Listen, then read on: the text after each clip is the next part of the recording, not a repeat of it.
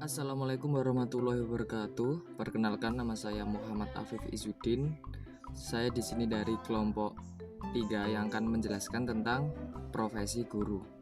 Untuk yang pertama, profesi sendiri adalah suatu pekerjaan tertentu yang mensyaratkan pengetahuan dan keterampilan khusus yang didapat dari pendidikan akademis yang intensif.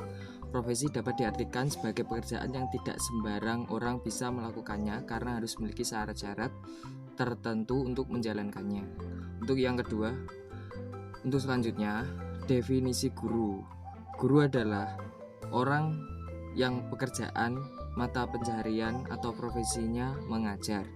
Selain itu, guru adalah sebutan bagi pejabat, posisi, dan profesi bagi seseorang yang mengabdikan dirinya dalam bidang pendidikan melalui interaksi edukatif secara terpola, formal, dan sistematis. Untuk menjadi seorang guru harus memenuhi syarat-syarat sebagai berikut. Guru itu harus tujuan, tingkah laku, dan pola pikir guru bersifat rohani.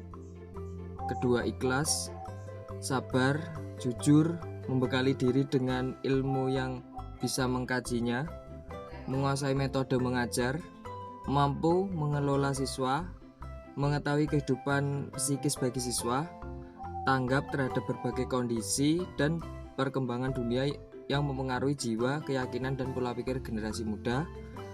Dan yang terakhir, adil. Sekian dari saya.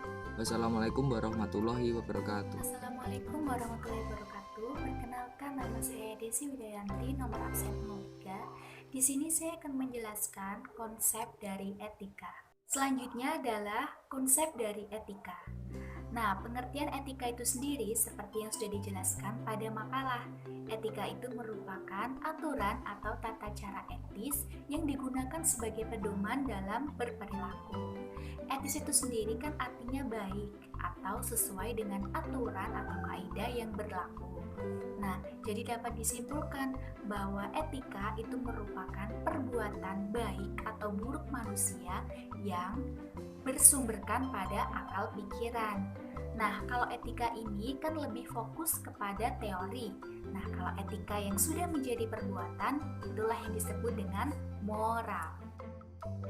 Dalam filsafat moral, orang yang beretika dianggap sebagai orang yang baik.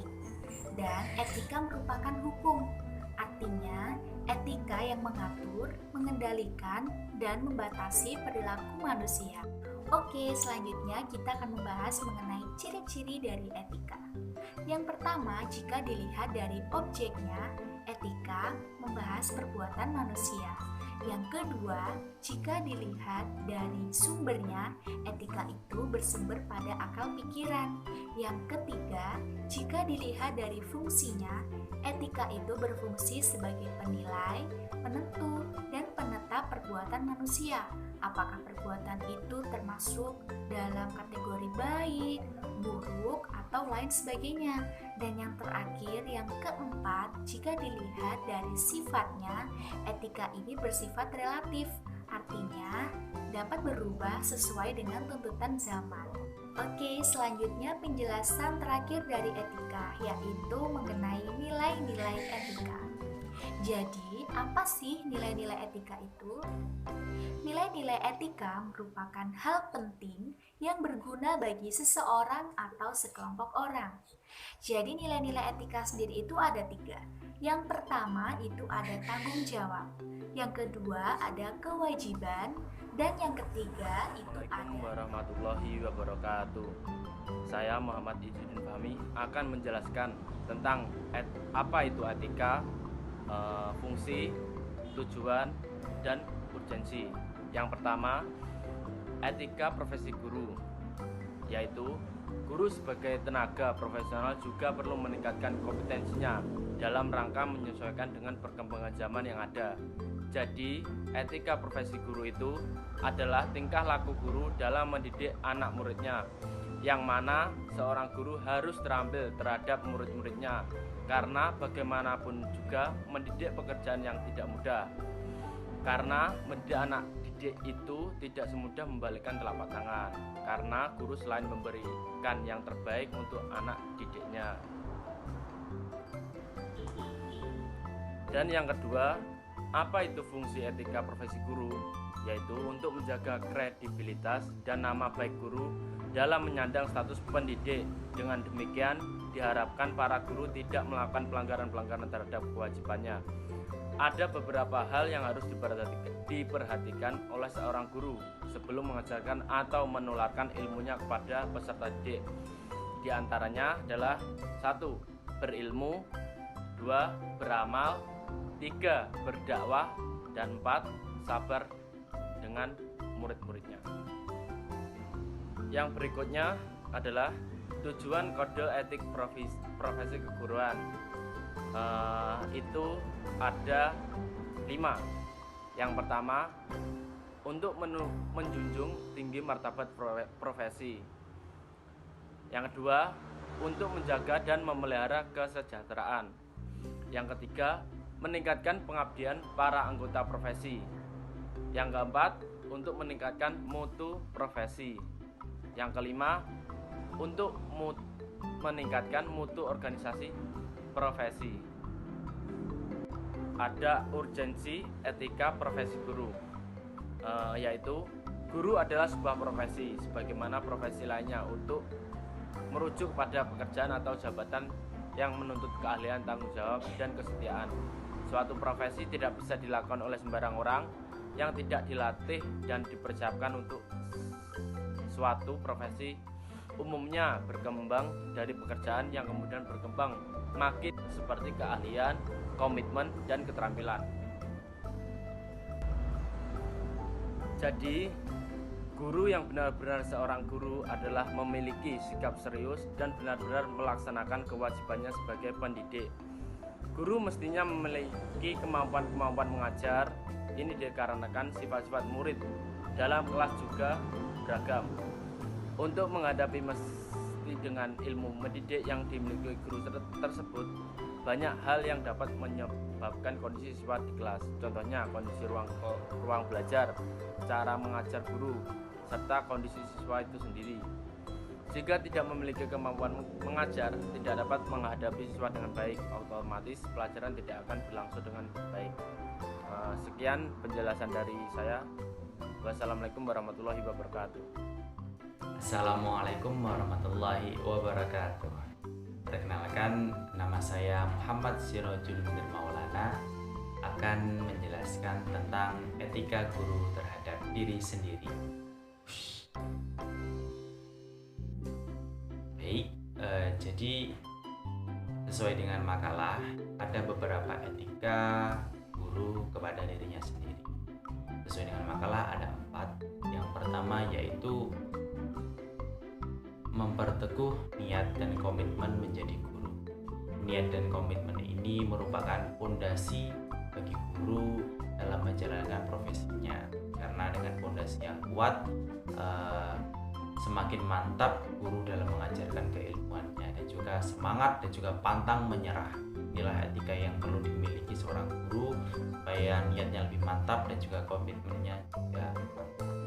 Yang kedua, setelah memantapkan niat dan juga komitmen, yaitu mengembangkan kemampuan diri sebagai guru. Banyak sekali kemampuan-kemampuan yang harus dikembangkan seorang guru. Yang pertama, conceptual skill. Conceptual skill ini merupakan keterampilan mengkonsep guru dalam berpikir kreatif, kemampuan menyelesaikan masalah pendidikan, dan juga kemampuan membuat karya tulis ilmiah. Konseptual ini banyak sekali yang harus dimiliki guru. Ketika kemampuan menyelesaikan masalah pendidikan, ketika ada perkelahian antar murid, bagaimana seorang guru menurai antara keduanya. Itu salah satu contohnya konseptual skill. Yang kedua yaitu technical skill.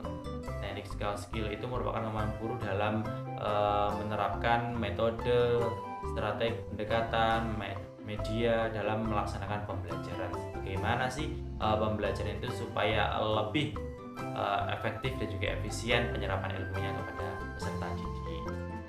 Terus kemampuan mendayagunakan media pembelajaran dan juga kemampuan mengelola waktu dalam pembelajaran. Yang ketiga, kemampuan apa yang harus diasah yaitu human skill.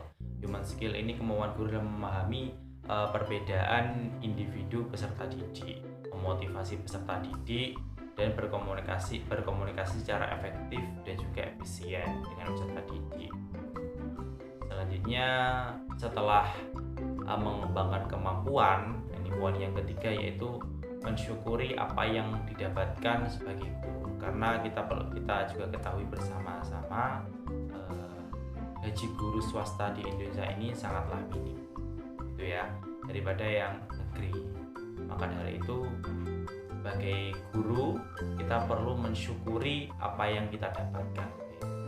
Salah satu bentuknya ada 3, itu meskipun sedikit penghasilannya yang penting berkah. Nah, ini yang harus seorang guru yakini, sedikit gak apa-apa, yang penting berkah. Terus yang kedua yaitu membiasakan pola hidup sederhana. Jadi silakan bergaya hidup yang sederhana saja, jangan terlalu mewah, karena kita tahu pemasukannya guru seberapa. Jadi kita harus menyesuaikan gitu. Terus yang poin ketiga yang paling penting yaitu mensyukuri apa yang kita dapatkan lebih jauh daripada mengeluhkan penghasilan yang rendah, gitu ya. Kita syukuri apa yang ada. Selanjutnya, setelah mensyukuri nikmat, yang keempat yaitu memperhatikan kesehatan agar guru sehat dan kuat. Nah, perlu diyakini bahwa guru ini juga seorang manusia. Artinya apa? Perlu juga istirahat, perlu juga